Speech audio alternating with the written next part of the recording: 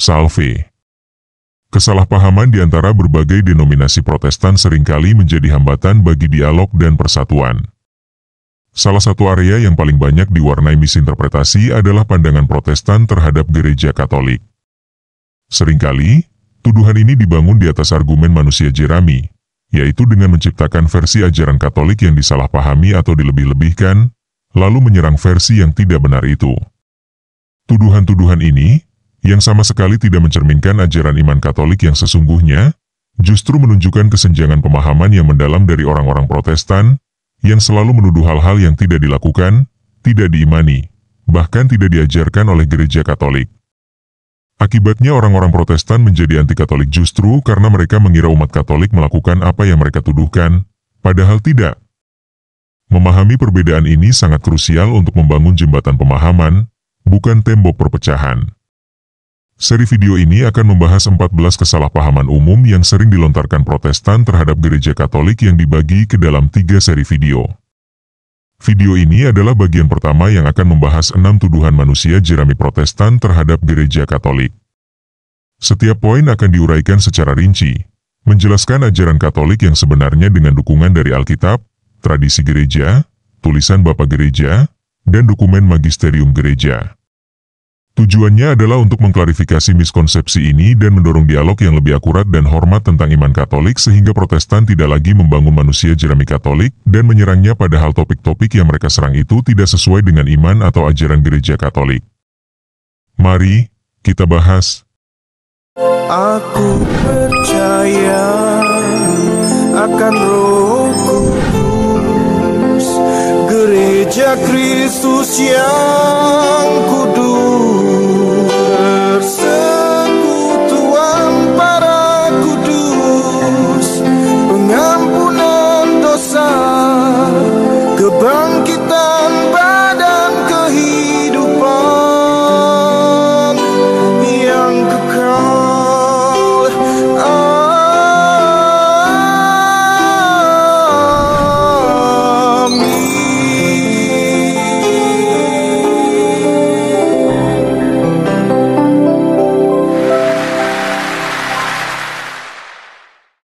Yang pertama, Katolik menyembah patung dan berhala. Kesalahpahaman ini adalah salah satu yang paling sering muncul. Protestan sering menuduh umat Katolik menyembah patung Yesus, Maria, atau para kudus. Fakta Katolik yang sebenarnya. 1. Berdasarkan Alkitab. Perjanjian Lama melarang penyembahan berhala. Lihat Keluaran 20 ayat 4-5, tetapi tidak melarang pembuatan representasi visual untuk tujuan religius. Contohnya, Allah memerintahkan Musa untuk membuat patung kerubim di atas tabut perjanjian. Lihat Keluaran 25 ayat 18-20, dan juga Allah memerintahkan Musa membuat patung ular tembaga. Lihat Bilangan 21 ayat 8-9. Ini menunjukkan bahwa representasi visual dapat digunakan untuk tujuan ibadah yang benar, bukan untuk penyembahan objek itu sendiri. 2. Berdasarkan tradisi gereja. Sejak masa gereja awal, ikon dan gambar telah digunakan dalam ibadah dan sebagai alat bantu pengajaran. Katakombe Roma memiliki banyak contoh seni religius Kristen awal. 3. Berdasarkan ajaran Bapak Gereja. Santo Yohanes dari Damaskus, abad ke-7 atau 8, adalah pembela ikon yang gigih, menjelaskan perbedaan antara penyembahan, atau latria, yang hanya untuk Tuhan, dengan penghormatan, atau dulia, yang diberikan kepada para kudus dan ikon mereka. Ia menyatakan bahwa penghormatan yang diberikan kepada ikon melewati objek itu sendiri dan mencapai pribadi yang diwakilinya. 4. Berdasarkan Magisterium Gereja. Konsili Nikea kedua, tahun 787 Masehi, menegaskan bahwa ikon dan gambar harus dihormati, atau proskinesis, bukan disembah, atau latria. Konsili tersebut menyatakan, kami mendefinisikan dengan segala ketelitian dan perhatian, bahwa gambar-gambar yang suci dan mulia, yaitu gambar-gambar salib Tuhan kita yang memberi hidup, gambar-gambar Bunda Tuhan kita yang kudus, gambar-gambar malaikat suci, dan dari semua orang kudus dan orang saleh, harus diletakkan di gereja-gereja Allah yang kudus, di alat-alat suci, di pakaian-pakaian, di dinding-dinding, di meja-meja, di rumah-rumah, dan di jalan-jalan, yaitu gambar-gambar Tuhan kita, Yesus Kristus, Allah dan penyelamat kita, dan dari bunda kita yang tak bernoda, dan dari semua orang kudus. Katekismus Gereja Katolik, atau KGK 2132, menyatakan, penghormatan terhadap ikon-ikon suci adalah penghormatan yang penuh hormat dan bukan penyembahan.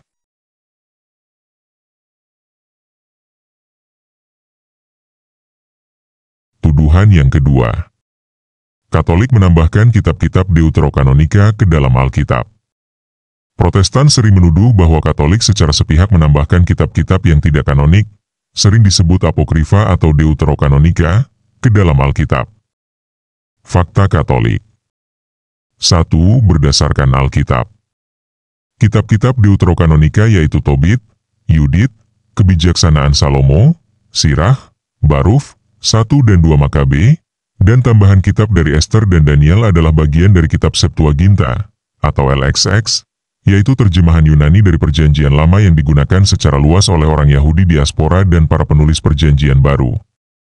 Banyak kutipan Perjanjian Baru dari Perjanjian Lama diambil dari Septuaginta yang mencakup kitab-kitab ini. Selain itu, semua gereja apostolik lainnya yaitu Gereja Timur Asiria, Gereja Ortodoks Oriental, dan Gereja Ortodoks Timur, menggunakan Perjanjian Lama seperti yang digunakan Gereja Katolik, yaitu yang terdiri dari kitab-kitab tersebut. 2. Berdasarkan tradisi gereja. Sejak awal kekristenan, kitab-kitab Deuterokanonika diterima dan digunakan oleh sebagian besar komunitas Kristen. Mereka banyak dikutip oleh para bapak gereja awal dan merupakan bagian integral dari kanon Alkitab yang diterima oleh gereja-gereja Timur dan Barat selama lebih dari 1000 tahun. 3. Berdasarkan ajaran Bapak Gereja. Bapak Gereja seperti Santo Agustinus dan Santo Ambrosius secara terbuka menerima dan mengutip kitab-kitab Deuterokanonika sebagai kitab suci. Meskipun ada beberapa Bapak Gereja lain, seperti Santo Hieronymus, yang memiliki keraguan awal karena tidak ada padanannya dalam kanon Ibrani, gereja secara umum menerima kitab-kitab ini. 4. Berdasarkan magisterium gereja. Konsili Kartago, tahun 397 Masehi, dan Konsili Hippo, tahun 393 Masehi, secara resmi menegaskan kanon Alkitab yang mencakup kitab-kitab Deuterokanonika. Kanon ini kemudian ditegaskan kembali oleh Konsili Florence, tahun 1442 Masehi, dan secara definitif oleh Konsili Trente, tahun 1546 Masehi, sebagai tanggapan terhadap reformasi Protestan. Konsili Trente menyatakan bahwa siapapun yang tidak menerima kitab-kitab ini sebagai kanonik adalah terkutuk atau anatemasid.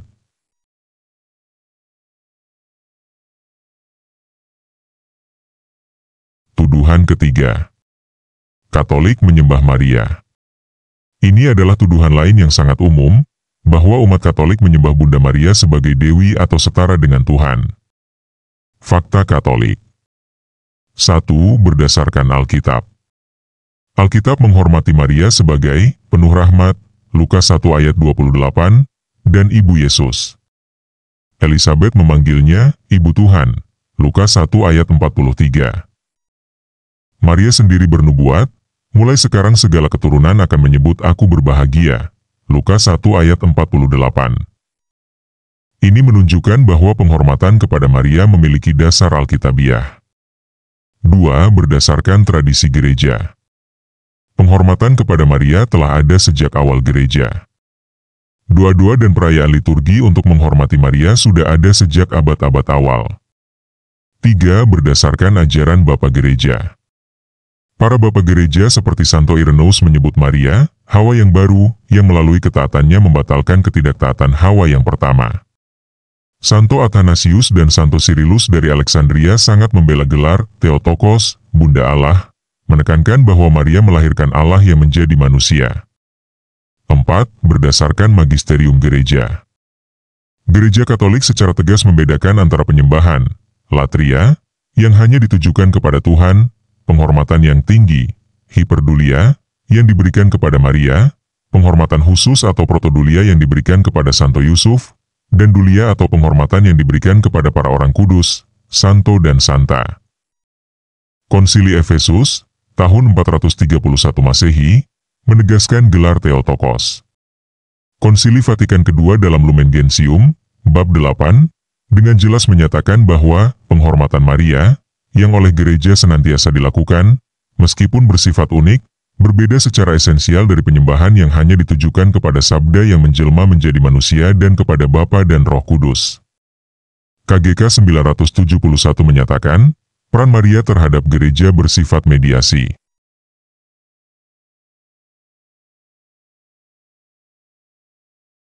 Tuduhan keempat. Katolik mengajarkan keselamatan melalui perbuatan baik. Protestan sering menyatakan bahwa Katolik percaya seseorang bisa mendapatkan keselamatan melalui perbuatan baik, yang bertentangan dengan ajaran Protestan tentang keselamatan melalui iman saja, atau sola fide. Fakta Katolik. 1. Berdasarkan Alkitab. Paulus menekankan bahwa kita diselamatkan oleh kasih karunia melalui iman. Lihat Efesus 2 ayat 8-9. Namun Yakobus menegaskan bahwa iman tanpa perbuatan adalah mati. Lihat Yakobus 2 ayat 17, 20, dan 26. Yesus sendiri mengatakan, bukan setiap orang yang berseru kepadaku, Tuhan, Tuhan, akan masuk ke dalam kerajaan sorga, melainkan dia yang melakukan kehendak Bapakku yang di sorga. Lihat Matius 7 ayat 21. 2. Berdasarkan tradisi gereja. Tradisi gereja awal secara konsisten mengajarkan pentingnya iman yang diwujudkan dalam perbuatan kasih dan ketaatan kepada perintah-perintah Allah. 3. Berdasarkan ajaran Bapa Gereja. Santo Agustinus mengajarkan bahwa kasih karunia mendahului iman dan perbuatan baik, tetapi perbuatan baik yang dilakukan dalam kasih karunia adalah bukti dan buah dari iman yang sejati. Ia berkata, Tuhan, yang menciptakanmu tanpa kamu, tidak akan menyelamatkanmu tanpa kamu. 4. Berdasarkan magisterium gereja. Konsili Trente, sesi ke-6, dekrit tentang pembenaran, secara tegas mengajarkan bahwa pembenaran adalah anugerah Allah yang cuma-cuma melalui iman kepada Yesus Kristus. Namun, pembenaran itu bersifat transformatif, di mana orang yang dibenarkan menerima kasih karunia untuk melakukan perbuatan baik. KGK 1815-1821 menjelaskan bahwa iman yang tanpa perbuatan adalah mati. Lihat Yakobus 2 ayat 26, dan bahwa amal kasih adalah inti dari keutamaan-keutamaan teologis. KGK 1823. Keselamatan adalah proses kerjasama antara anugerah Allah dan tanggapan manusia.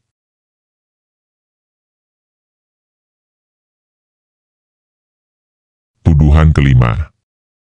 Paus adalah antikristus dan mengklaim dirinya tanpa dosa. Kesalahpahaman ini berasal dari interpretasi tertentu dalam Protestantisme yang melihat Paus sebagai figur antagonis yang berlawanan dengan Kristus.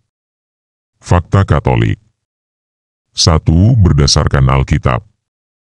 Yesus menyerahkan kunci kerajaan surga kepada Petrus dan memberinya wewenang untuk mengikat dan melepaskan. Lihat Matius 16 ayat 18-19.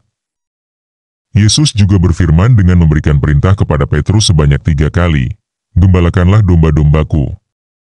Lihat Yohanes 21 ayat 15-17, menunjukkan peran kepemimpinan dan penggembalaan, yang diperintahkan Yesus kepada Petrus untuk menggembalakan domba-dombanya.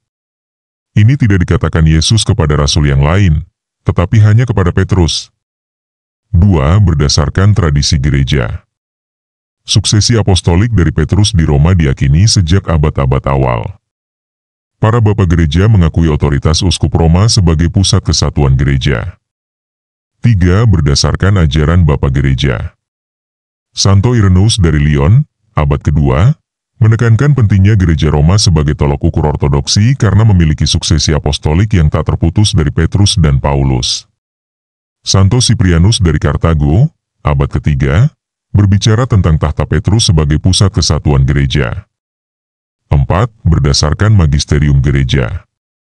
Konsili Vatikan Pertama, tahun 1870, mendefinisikan doktrin infalibilitas Paus, yang menyatakan bahwa Paus, ketika berbicara ex cathedra, atau dari tahta Petrus, mengenai doktrin iman atau moral yang harus dipegang oleh seluruh gereja, dilindungi dari kesalahan oleh Roh Kudus. Ini tidak berarti Paus tidak berdosa dalam kehidupan pribadinya atau bahwa ia tidak dapat membuat kesalahan dalam hal-hal non-doktrinal. KGK 891 menjelaskan, infalibilitas ini ada pada uskup Roma, ketika sebagai gembala dan guru tertinggi semua umat beriman memaklumkan dengan tindakan definitif suatu ajaran mengenai iman atau moral.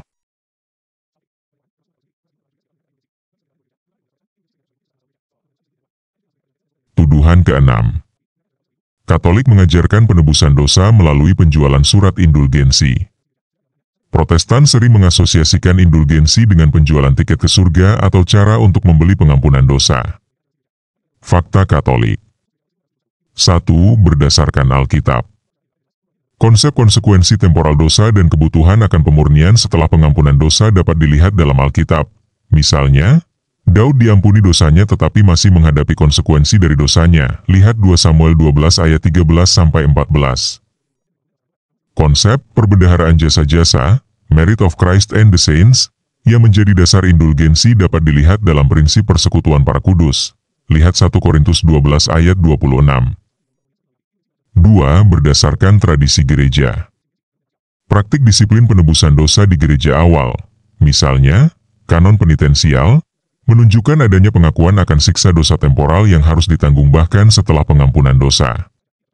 3. Berdasarkan ajaran Bapa Gereja. Para Bapa Gereja awal berbicara tentang penitensi dan bagaimana perbuatan baik, doa, dan sedekah dapat membantu membersihkan sisa-sisa dosa. Santo Ambrosius dan Santo Agustinus mengakui adanya sisa-sisa dosa yang perlu dimurnikan. 4. Berdasarkan magisterium gereja. Konsili Trente, sesi ke-25, dekret tentang indulgensi, menegaskan ajaran tentang indulgensi dan mengutuk praktik penyalahgunaan dan penjualan indulgensi. Indulgensi tidak mengampuni dosa. Pengampunan dosa hanya didapat melalui sakramen rekonsiliasi. Indulgensi adalah penghapusan siksa dosa temporal di hadapan Allah untuk dosa-dosa yang sudah diampuni. KGK 1471-1479 menjelaskan indulgensi sebagai penghapusan siksa temporal karena dosa-dosa yang sudah diampuni sehubungan dengan kesalahan. Aku percaya akan Roh Kudus, Gereja Kristus yang